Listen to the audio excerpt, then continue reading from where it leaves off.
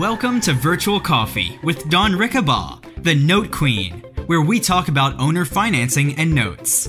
Financial solutions, one mom and pop to another. Anyway, I'm sure most of you know my name is Dawn Rickabaugh. I am, I guess, the Note Queen, self-proclaimed monarchy here. Of course, that was an accidental name, just so you know. It really wasn't my fault. It was sort of a joke, and then it turned into my brand, and then, hey, it just kept having a life of its own. So anyway, so we're here to talk about owner financing and notes, and the reason it's real important to me is because it's a way for just mom and pops, regular people like you and me, to create liquidity in our own communities and create financial solutions without needing a large institution necessarily in all deals. I mean, I'm not going to lie, you know, some cheap institutional financing does come in handy at times, but we should by no means be hamstrung by that. And I'm just as a quick, I'm going to share my screen. Actually, you'll have to tell me if this is working. As a matter, for those of you that are new to the conversation, so this is my sort of image of mental way that I create the different players in the marketplace so that we can all get a feel for, you know, who are the different players involved in the real estate market and the notes secured by real estate, loans secured by real estate, right? So we have three principles. We have property sellers, we have property buyers, and we have passive note investors, right? Any one of us can stand on one of these yellow dots for sure, right? Just as a principle. And a passive note investor, you can see only one of the passive note investors is a bank, right? So we have banks, we have private lenders, we have people who carry property on, people who carry paper on property they already own. And then on the secondary market of a passive note investor is the note buyers, the discounted note buyers on the secondary market. So we can see that, you know, to be able to create balance and get deals done, if the banks aren't lending, let's say we have a liquidity crisis again, like we did in 2008, and the banks aren't lending. Well, look at, they're only one out of three lenders and creating financing and paper on these things. So if the banks get away, look at how much other options we really have. So my goal is if we understand this secondary market for notes a lot better, then our ability to solve problems and create liquidity is greatly enhanced. I mean, it's just phenomenal. So my goal is for people who are tuning into this conversation is to understand how do you make a balanced and fair mom and pop transaction, right? All right. So then we have three. Now we have three professionals in the business. We have real estate brokers, we have mortgage brokers, and note brokers, which is the least understood, and some people actually have no concept of this piece at all, and that's where a big weak link comes in as well. So the real estate brokers, or you could even say wholesalers, right? They are trying to make a buck between property sellers and property buyers. Either they're wholesaling, taking an assignment fee for a contract, or they're taking a listing and earning commissions. Mortgage brokers are making a buck between property buyers and passive note investors, right? They get their fees from putting a loan together for the buyer. And then the piece that we don't understand typically is the note broker piece, that this person makes money between owner will carry property sellers that have become the bank on their own property, and the passive note investor, right? So anything you can do with property, you can do with paper. Anything you can do with real estate, you can do with notes. So you can buy and hold notes, you can rehab and flip notes, and you can wholesale notes. Okay, so that I just want to show you. Just that's if we can easily move, if you can stand on any one of these dots and make money, and know how to solve systems, you can see how balanced it becomes, even if the banks stop lending. Look at how many other options there are for creating solutions. So enough said about that. I'm going to exit out of that. And I'll probably be bringing up this calculator here. And I don't know if that's big enough for everyone to see really well, but I'll make it bigger.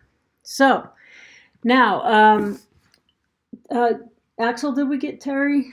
Is Terry on? Do we know? Terry's not. He's not on yet. I do have Yvonne Charles. Okay. So Yvonne is saying, I am very new to the whole idea of owner financing, and that's great. You're in a great place. I love hosting this conversation just for this point, to introduce people to these concepts that then they can explore more deeply if it calls to you. Because look, you know, it's so much fun to create solutions. And plus it's very profitable. So Yvonne says, I'm new to the whole idea of owner financing. I had a hunch that there were other alternatives other than a bank. So yes, we just went over that on that slide, right? And I did my research, and there was a thing as owner seller financing. And I want to explore further. And then I guess this person is actually in the UK. Wow. Okay. I don't know if you have real estate investments in the US, but welcome from across the pond. You know, it's just, I guess, having some general questions about it. Now, are they on, Axel? Yvonne, are you there? We can hear you. Oh, can you? Yes, ma'am. Oh, I didn't realize that. Well, Yvonne, this is so exciting. It's the first person with a British accent that's been on my virtual coffee. So how? Oh, wow. Yeah. So tell me, tell us about yourself and why you care about this. Like, what can we do for you this morning in the next 15 minutes that will help you move along in your way? Well, I've always wanted to, you know, buy a piece of property. I mean, I have my own property that I live in, but right. I've always wanted to, you know, buy elsewhere, and it's kind of, well, things are a little bit tight here in the UK as well. They don't lend as readily as it was, say, maybe 10, 15 years ago. Mm-hmm. And I just thought some way of, I mean, I do have savings, but I don't want to use it all out. Right. So I prefer this idea of, you know, doing owner financing, and then being able to, maybe about 2 or 3 years down the line, be able to pay the whole thing off, but at least secure a piece of, you know, real estate. Okay, so you're approaching this whole conversation as a buyer, right? You want someone to carry. Yes, that's right. Now, I have no idea. So do you know what the real estate laws, are they very similar to here, and how the notes and mortgages and notes and deeds of trust work? Is that pretty similar? Well, I'm not looking for property in the UK or land in the UK. I'm more looking into the Americas, funny enough. Gotcha. Well, and so because it's very different here, and things like concepts of, because I'm looking for a piece of land where I can build my own property and so forth, and this whole concept of building property in the UK for yourself is a kind of a new concept. Normally what happens with house building in the UK, it's done by huge multi-million pound developers, and they developed the whole real estate, maybe perhaps build 100 or 200 houses, and you go and have a look and say, yes, I like this one, or I like this one, I'll buy it. So there's not a lot of individual owner builders over there? Well, the thing is, I've been looking on places like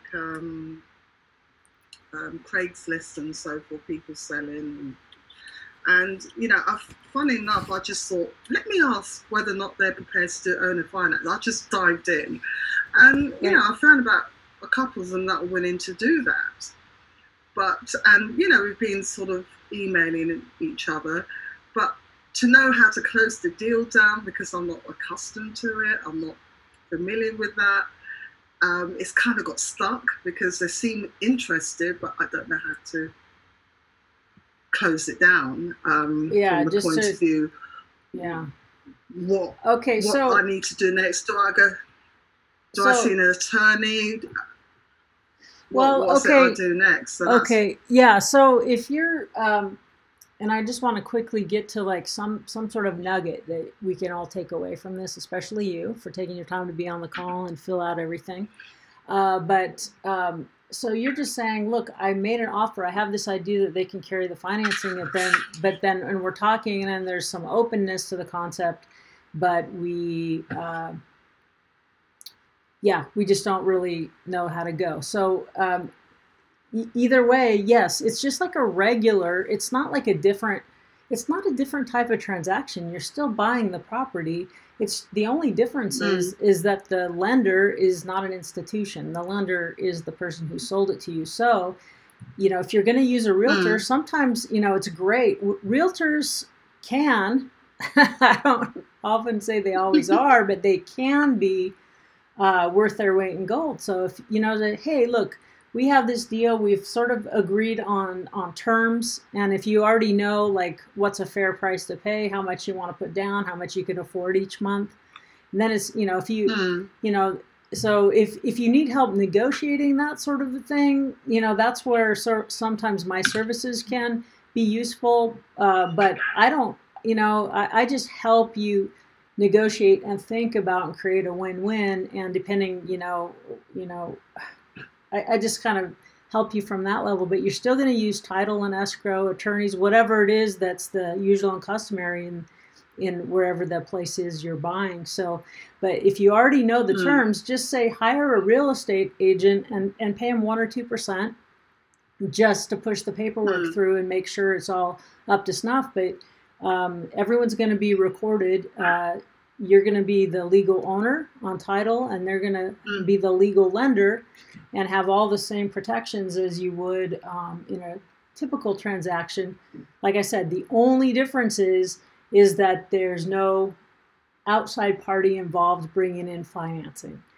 The seller just turns into the lender. That is the only difference. So all that means is you don't have to qualify for bank financing. You just have to qualify for whatever that seller's going to want. You know, sometimes when people are trying to sell a piece of land over here in Nevada, sometimes it's like almost nothing down, and so, or sometimes they want a lot down, but then the payments are just whatever you agree to, right? And so we don't have to get an appraisal. There's no all these contingencies that are required by a third party, and so the seller, instead of being on title, is the beneficiary on the note and deed of trust.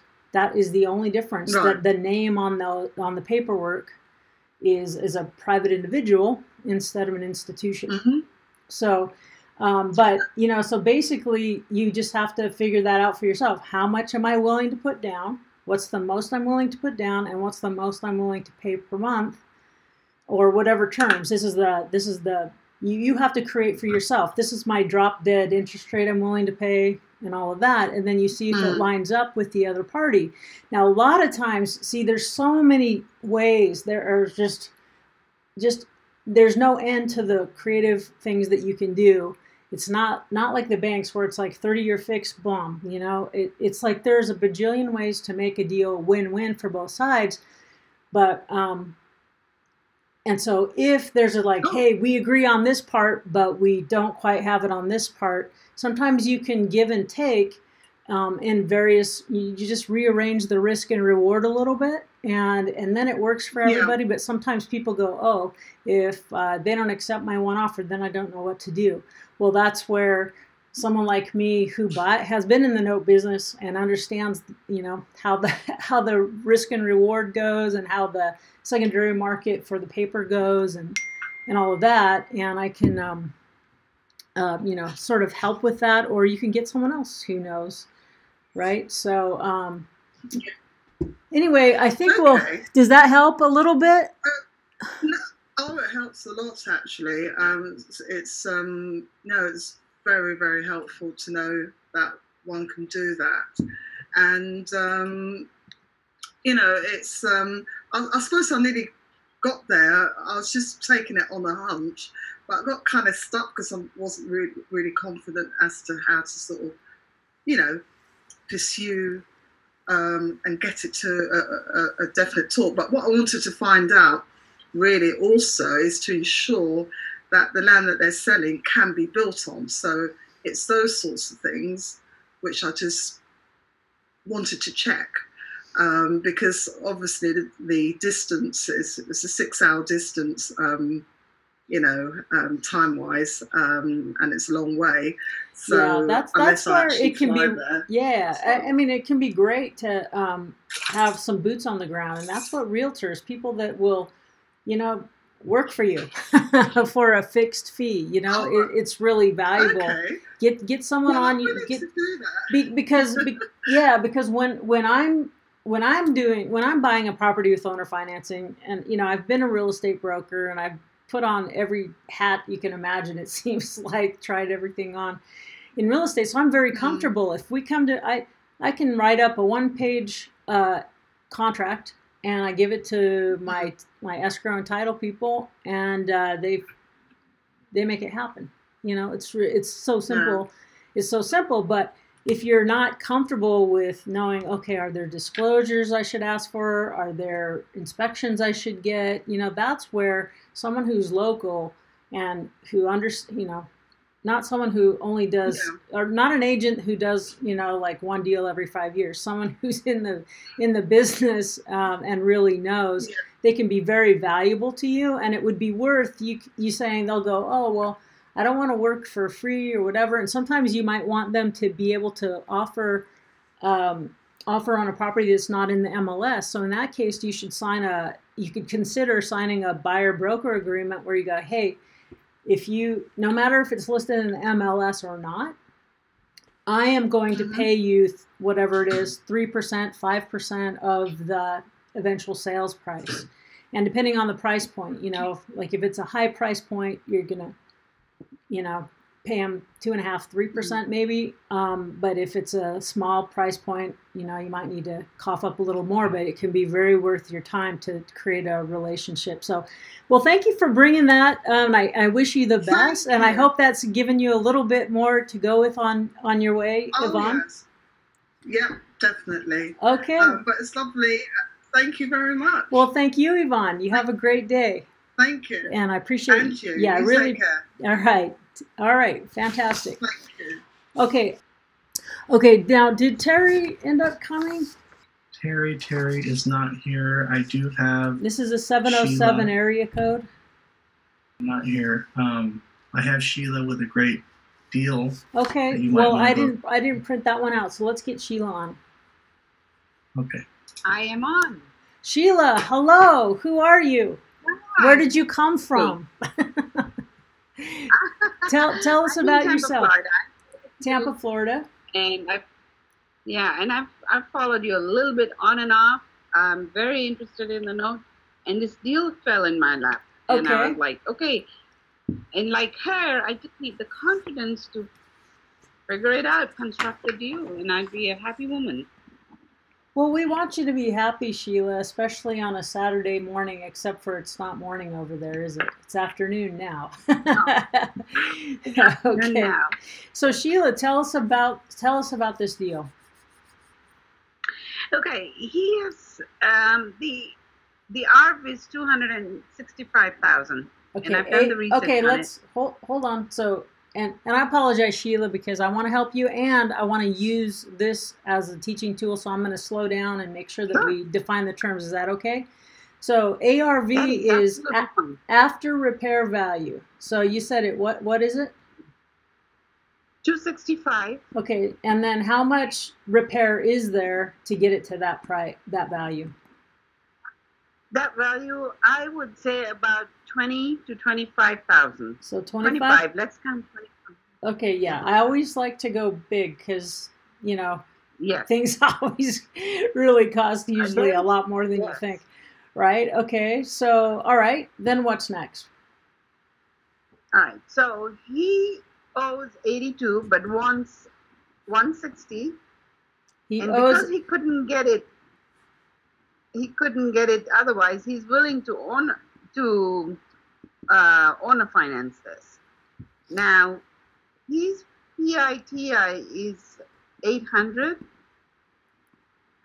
and he's got 20 years left on it. Okay, it's a 30-year fixed, and there's 20 years left. Yes. Oh my God, that's sweet, and that's fully amortized, right? No balloon. Yes. Woo! Well, this sounds like a win-win. This smells like a win-win. Okay, all right. Thank you. Okay, so like here I'm gonna, if after repaired value is 265, and I don't know about your market, but I always go, I want to pay 65 or 70 cents on the ARV at no more than that, right? So I'm going to take 265.7. Well, it looks like he's right in the ballpark there, 265. Yeah. And sometimes you have to minus repairs depending on what your collateral is. I'm going to times 65. So you could pay 65% of ARV and pay him 172. Yeah. And he's willing to accept 160, so that is a good thing. So now we already know that, okay, this would even work if you had to come up with cash, right? Yeah. But why pay off such delicious, delicious underlying financing, right? Yeah. That's tasty right there. Okay, so now what's next? So I didn't know how to construct a deal where he walks away happy, I'm walking away happy. Because I asked him, I said, what do you want from this? Besides the 106, what do you want? And he said, just make me an offer about the owner financing. He doesn't understand. He just, he says, give me something to walk away with, just a little bit in the pocket, and I'll finance the rest. Now, I asked him, what is a little bit to you? Yeah, great. And he hasn't come back with an answer. I think he would walk away with 5 or 10 at this point. He's frustrated. Wow. With the property. So what's his situation, though? What's his motivation? Where's his pain point? His motivation, he doesn't want to keep paying the mortgage. It's a third property he has. Oh, it's not his house. No. His daughter used to live there. She doesn't want to buy it. It does look ugly, but it is in an area where the school is the A-grade school there. Everybody wants to live in the family area. It's a 4-bedroom block home, 1-car garage, and it's in a nice family neighborhood. I absolutely can see dollar signs there. Oh, my goodness. Yeah, no, definitely. This is so beautiful, Sheila. This is exciting. Okay, so how much money do you have? Are you liquid? Right now, I can find money a little bit. I'll have to go reach out to other people. Guess what? With the deal, look. Pardon? I personally don't have cash to put out because I am tied up with another property. Okay, fantastic. But a good deal brings its own money with it, because I can bet. Yes, it does. I mean, I would partner with someone on this sort of deal. Anyone in your world should be willing to, it should, in your own sphere of influence, you should be able to find people that will either loan you money or be a joint venture partner on this deal. Yes. Right? Yes, and that's why I said that's why I can do that. Yes. Definitely. So don't matter. So here's the deal. Is it vacant right now? I'm sorry, I missed the point about. Yes, it is. Okay. Yes, it is, and it has. Somebody asked me how many bathrooms. It has 2 bathrooms and 4 bedrooms.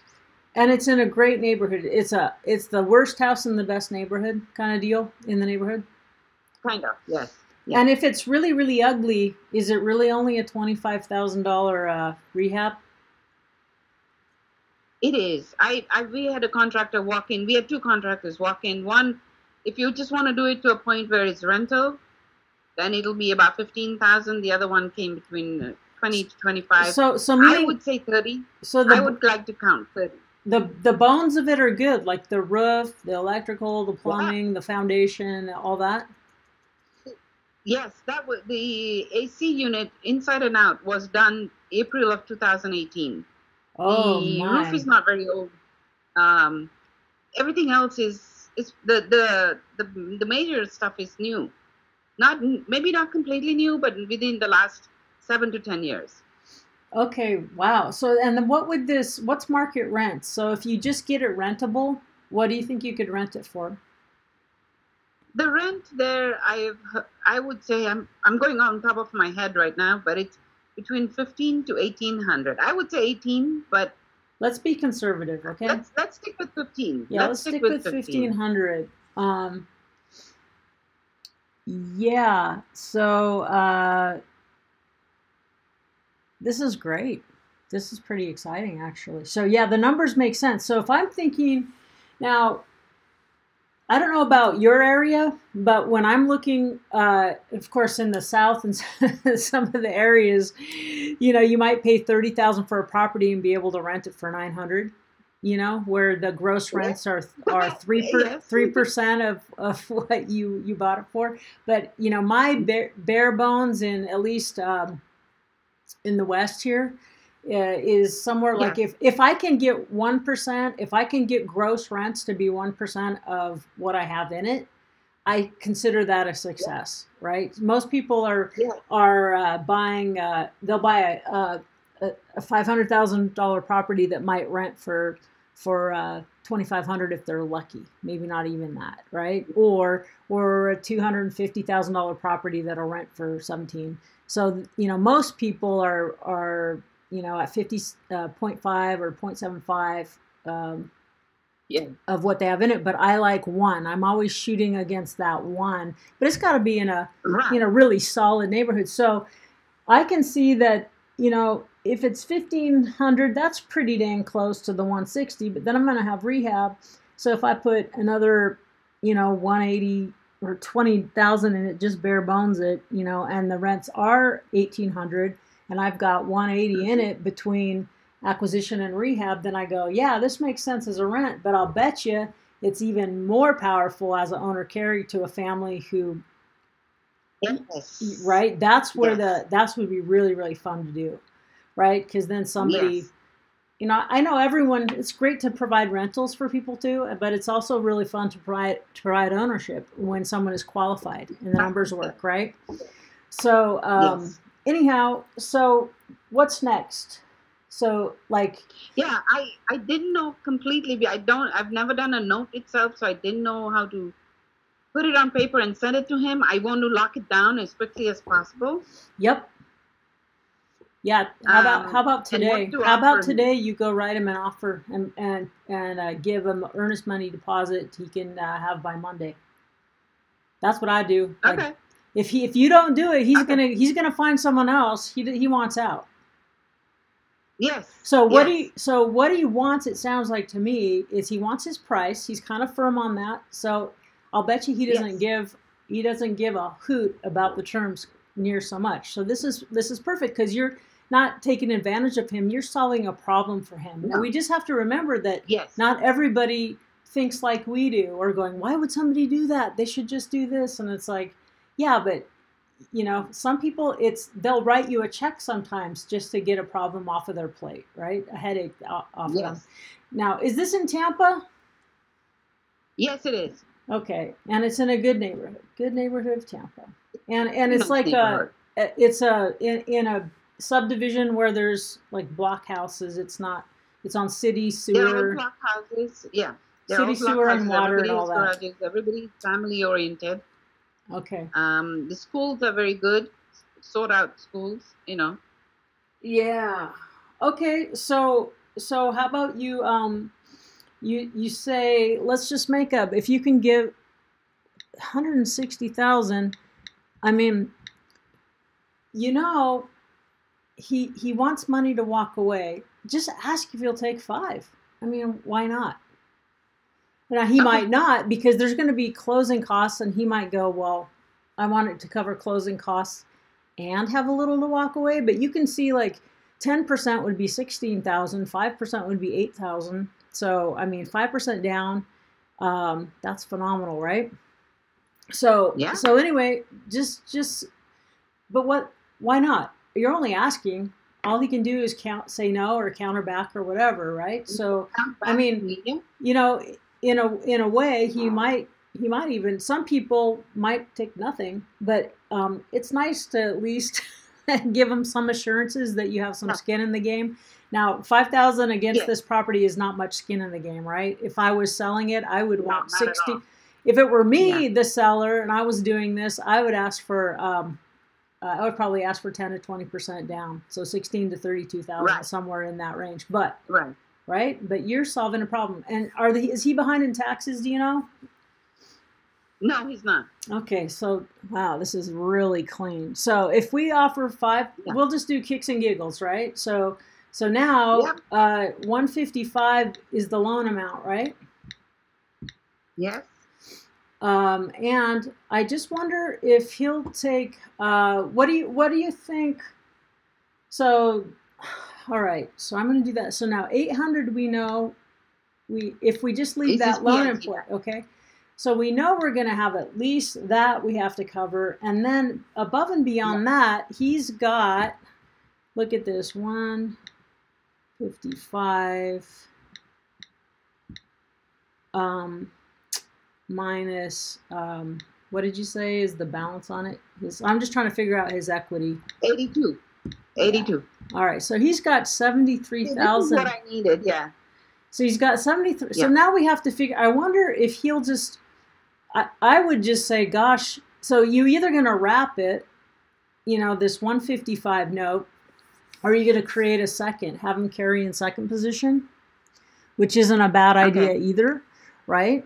And if you would, or you can just wrap it so that he feels like, hey, if you default, he has a way to get the property back, at some point, because he's still paying on it, right?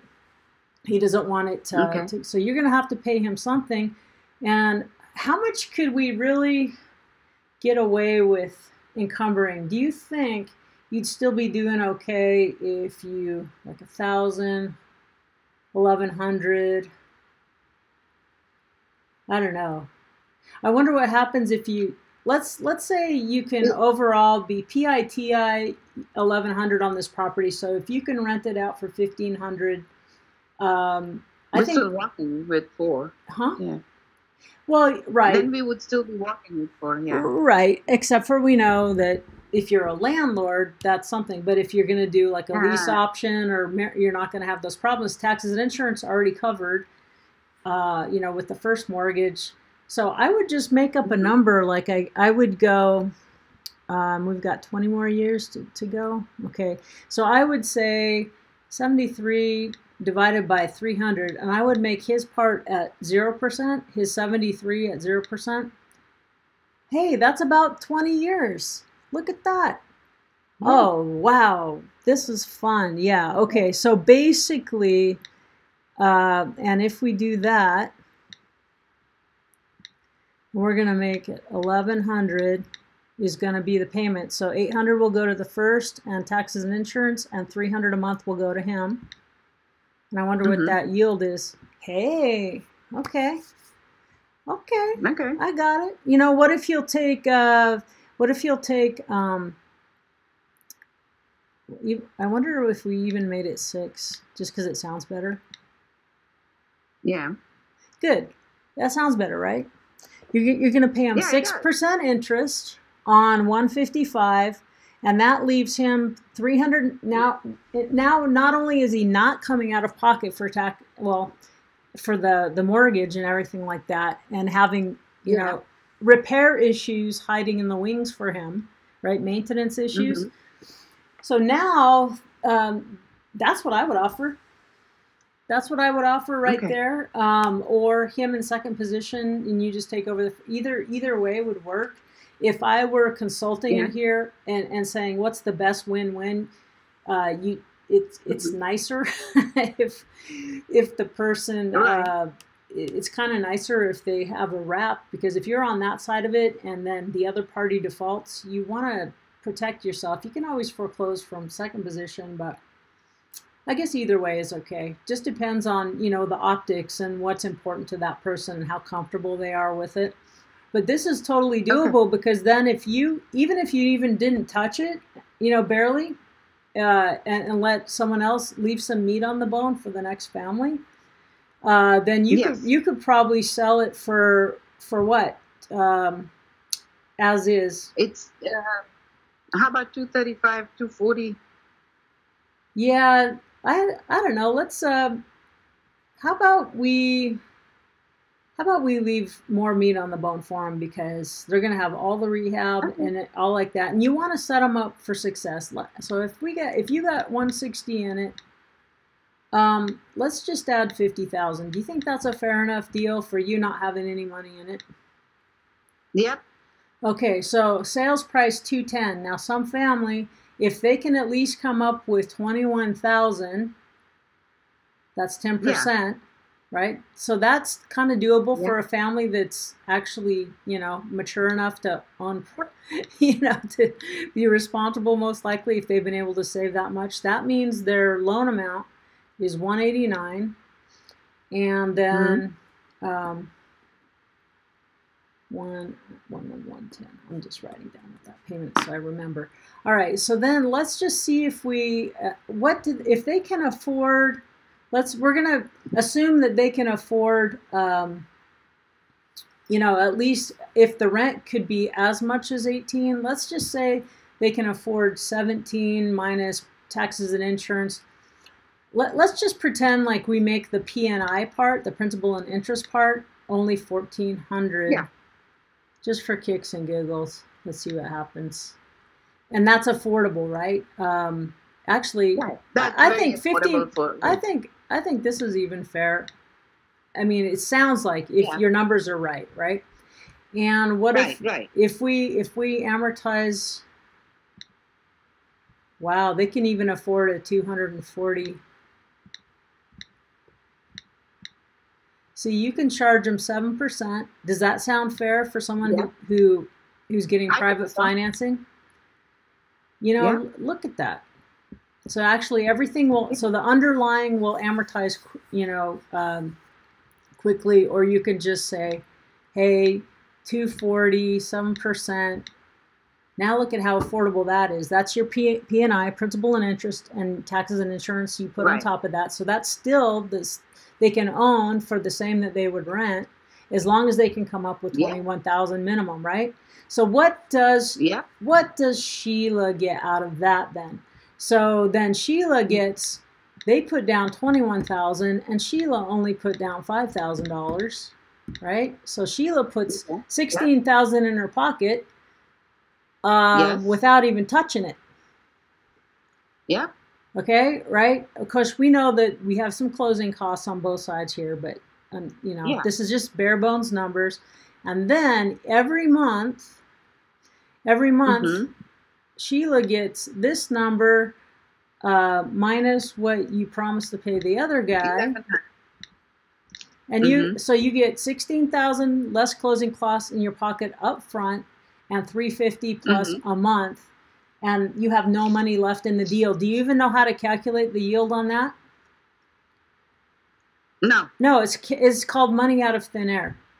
Because you got paid to create passive income, and you solve this guy's problem, and you help a family get into ownership that otherwise might be stuck in the rent cycle. So how is this not the most beautiful thing you've ever seen? It really is.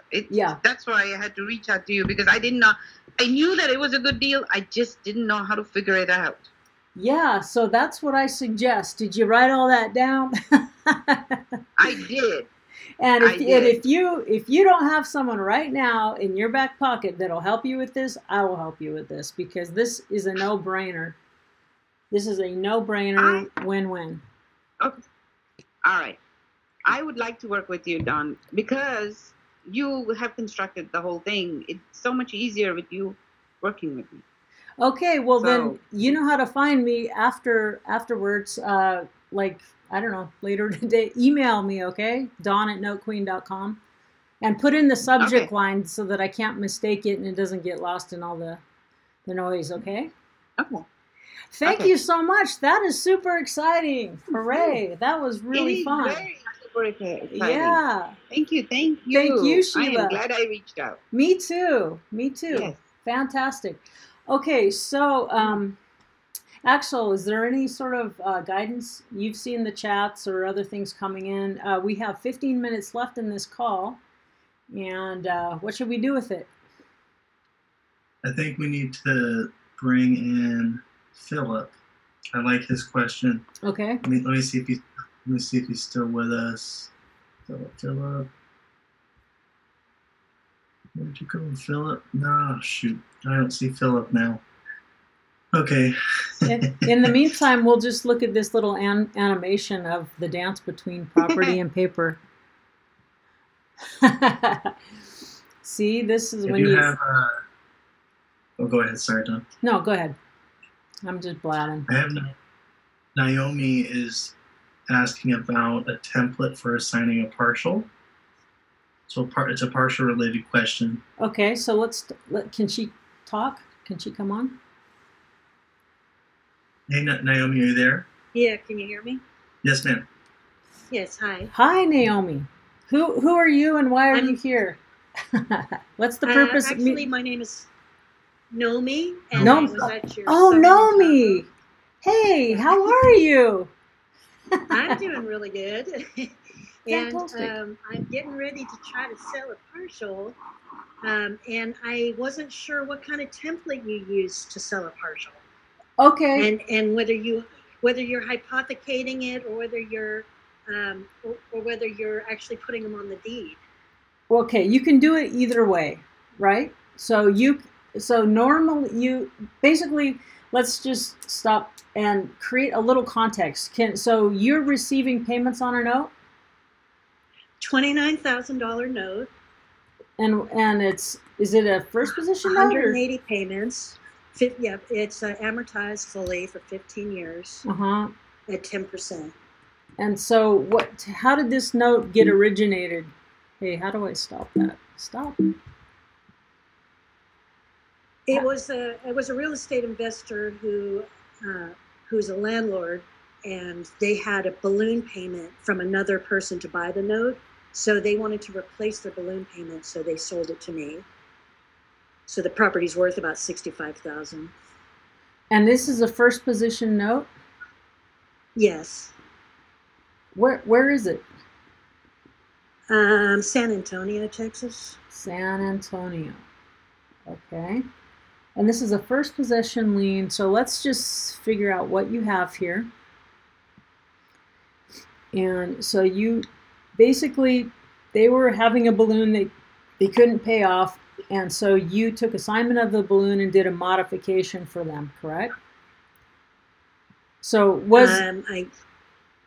So let me just ask you here. Here's where notes come from, right? Banks, owner will carry property sellers, and private lenders are hard money lenders.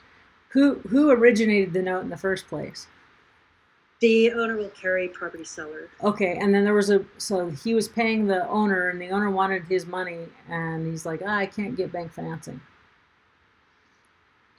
No, he was a real estate investor who borrowed money with a balloon to buy the property. And then the balloon needed to get paid off. So then they found me and I offered them a 15-year note at 10%. Do you know these people? I mean, are they friends? Yes. Acquaintances? Okay. Yes. So did you make a new loan or did you take assignment of the existing? Assignment. Okay. And the lender had been the property owner? No, the lender had been a private party. Okay, so it really was over here. It wasn't seller carry. So the note was originated by a private party over here, right? For anyone who can see, when I'm talking about over here, I'm using my mouse and circling things on my screen. So anyway. Okay, yeah, no, I can see it. Okay, right. Okay, so they made a loan, and then like typical hard money, there's a 1 or 2 year balloon on it or something like that. Right. Okay.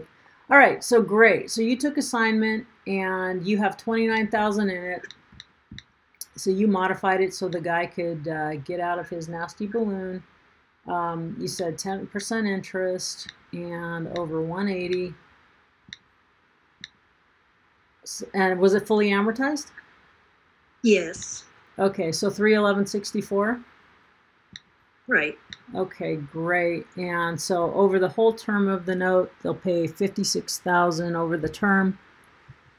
Oh, and it was 360. I'm sorry. 30 years, you said, or no? It was 180. Oh, I'm sorry. Years. The 180 over the 15 years, you'll get your 29 back plus an additional 27,000 in interest. Right? Okay. So there we are. So now, yes. Sorry. Thank you for bearing with me there. To catch everybody up, including myself mainly. Okay. So now, why do you want to sell off a partial or borrow money against this note? I want to give somebody 15,000. Somebody wants to give me 15,000 at 8% interest for 10 years. So now, what they'll need out of that 311, I'm going to write that down before I lose it. They need 181 of that, right? For 10 years. For 10 years. That's great. So you're getting half your money down. You still keep $120 or something a month, and then you have the last 5 years of the payments left. So this is great. So now you're going, now is this person, how do they relate to you, the person who wants to give you the 15 grand? They're a family member and they've been wanting to be involved. And for them, 8% interest is great. Right, of course. It's phenomenal. This is kind of my concept for my business, which is to then take their 15 grand and do it again. And then each time keep a part of it so that I'm building my cash flow, but I keep up the deal flow. This is called taking your retirement into your own hands instead of hoping that Social Security's there or pension funds and things like that. I think this is really smart. I don't have any of those. I was just been a musician my whole life. I have no just retirement. A musician. You're a beautiful artist. That's very important. I got a little bit of royalties, but it doesn't. Okay, no, this is phenomenal because you helped the guy who owns the property, and now you're helping a family member do better than they would otherwise be able to.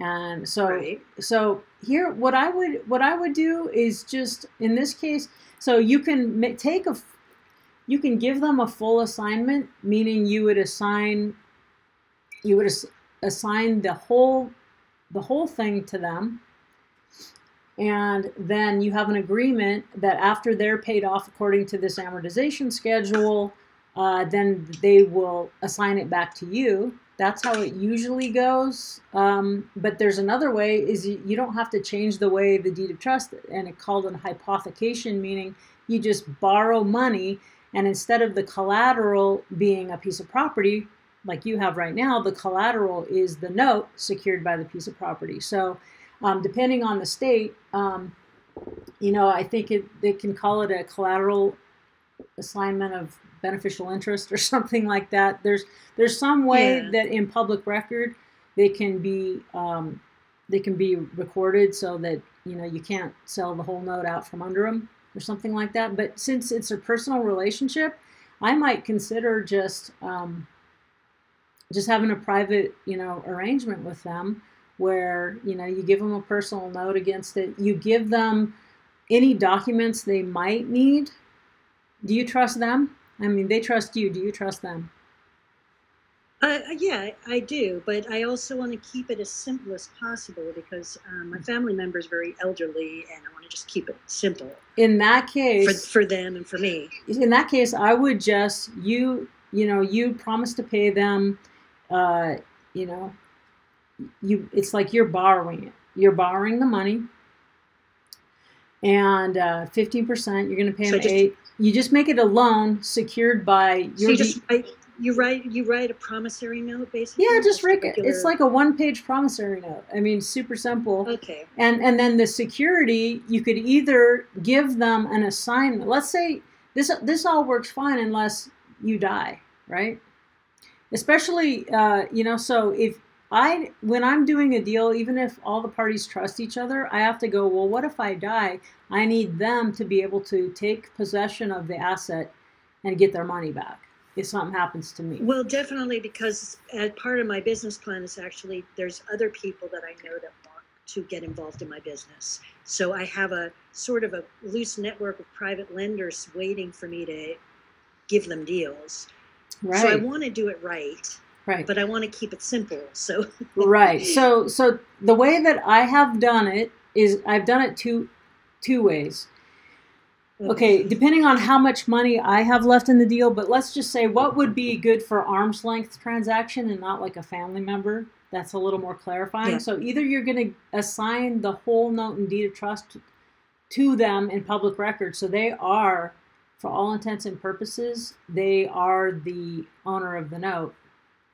The only thing is then if something goes sideways and you're going to remedy the default, then it's harder to do when it's in their name than your name. So I would possibly do a collateral assignment, you know, hypothecation. Okay. You know, you can record something different in each state, you know, just recording that the deed of trust, the note is collateralized by their loan. Or you could give them, you know, something they could record, but something that they'll just hold in their files. And you can get a note servicer that understands the arrangement and holds all the original paperwork, so everyone knows that, you know, it's all on the up and up. Right? So, but the paperwork to do that would be I would have to, my original question was about a template, like where can I find this guy? I know what a promissory note looks like. Right. So you're just meaning the partial purchase agreement or something like that. I mean, I've used something that I sort of inherited from Henry Dvorkin years and years and years ago and just sort of modified a little bit. But, you know, you can get anything from a 2-page agreement to a 10-page partial agreement. And so, I mean, I can share with you what I have. I think even Quincy just sent me something that I can probably pass on to you, because that's what he decided to do just recently. He says, hey, I just made this up. I'm an attorney. This is the document string that I put together. So I'll, you know, since you're part of the queendom, the inner realm, the royal court, and yeah, I'll definitely pass that on. I'm sure Quincy wouldn't mind. So you can have an example of what he's used and then stuff I've used. So yeah. Should I say thank you, Your Majesty, or thank you, Your Highness? I'm not quite sure. Highness. That sounds like Heine, sort of. So I think Majesty is a little safer. Naomi, it's so great to hear from you. But yeah, just contact me separately. You know, people who come to, that's the great thing about coming to the live events is that, you know, and it's a small venue, right, Naomi? And so you get to, small, right, great. Very intimate. So then you actually end up doing business and sharing a lot of info. So people if you only have a one-off deal you're trying to do, great. You know, just you take the idea, get your escrow and your realtor people in your area to help you, or if you need to, you can hire someone like me to help you, give you a little bit of guidance. But really, the best thing, if you're going to do more than a one-off deal, you need to start rubbing shoulders with people. So, you know, if not my event, go to Bill Mancaro's event, go to other note meetup groups or things like that. So, but definitely I'll help you out with whatever I can between what I do and what Quincy just sent me like this week. So how about that? That'd be great. Okay, fantastic. So thank you so much. And it's great to hear from you. And I'm so happy to hear that you're going to be, you know, you're going to be a rainmaker. You're going to help people on both sides. You help that real estate investor, and you're helping your family and other people that don't know how to grow their money. So that is so powerful. And So inspiring. Yes, it is. So, all right. Well, thank you for that. I just want, as we wrap up here, I'm just going to remind people that I think if you're already on this call, you already know this, but we have the dashboard and the other things that you can sign up for. The recordings that we just did from our live event, Property and Paper Summit, are now available if you become a Royal Court. Isn't that what we call it, Axel? Royal Court. Costs you $197, and you can access the 2 years worth, year 1 and year 2 of the Property and Paper Summit, and then the note appraisal course. And then if you're anywhere remotely close to me, I do a meetup group on the last Tuesday of every month. And so I'm in the Reno, Tahoe area, specifically Carson City. So I'd love for you to come and network with me and learn with me there. And just so you know, the next, I think I can only sell 30 or 33 spots, something like that, to next year's summit. I think we already have it up for people to start signing up if you want to commit. It's a really special event, and it has sold out 2 years going. So other than that, I just want to thank you so much for spending an hour with me and sharing this beautiful conversation about the dance between property and paper with me. And just want to remind you to use your powers for good and go out there and create financial solutions, just one mom and pop to another. You guys take care. Thanks again. Bye-bye. You've been listening to Virtual Coffee with Dawn Rickabaugh. For more, please visit notequeen.com.